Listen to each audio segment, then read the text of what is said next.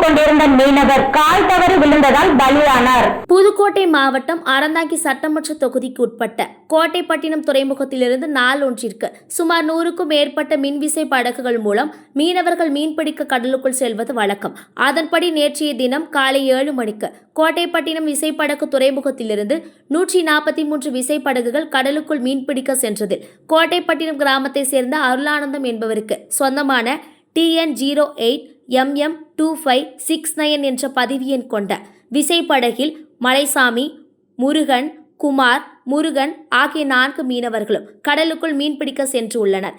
கடற்கரையிலிருந்து சுமார் 15 nautical mile தொலைவில் அவர்கள் மீன்பிடித்துக் கொண்டிருந்த போது மீனவர் மலைசாமி என்பவர் விசைப்படகில் இருந்து கால் தவறி கடலில் விழுந்ததாக கூறப்படுகிறது. தவறி விழுந்த மீனவர் மலைசாமியை கண்ட சக மீனவர்கள் அவரை மீட்டு முதலுதவி செய்து பார்த்தபோது அவர் இறந்த நிலையில் இருந்துள்ளார்.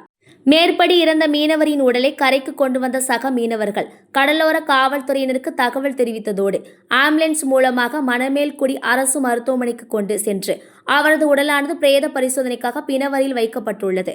காவல் படையினர் விசாரணையில் இறந்த மீனவர் மலைசாமி தூத்துக்குடி மாவட்டத்தை சேர்ந்தவர் என்பதும் அவர் கோட்டைப்பட்டினம் பகுதியில் தங்கியிருந்து மீன்பிடி தொழிலில் ஈடுபட்டு வந்ததும் தெரிய வந்துள்ளது. கடலுக்குள் மீன்பிடித்துக் கொண்டிருந்த மீனவர் ஒருவர் கால் தவறி கீழே விழுந்த இறந்த சம்பவம் கோட்டைப்பட்டினம் மற்றும் அதன் சுற்றுவட்டார பகுதிகளில் தற்போது பெரும் சோகத்தை ஏற்படுத்தி உள்ளது.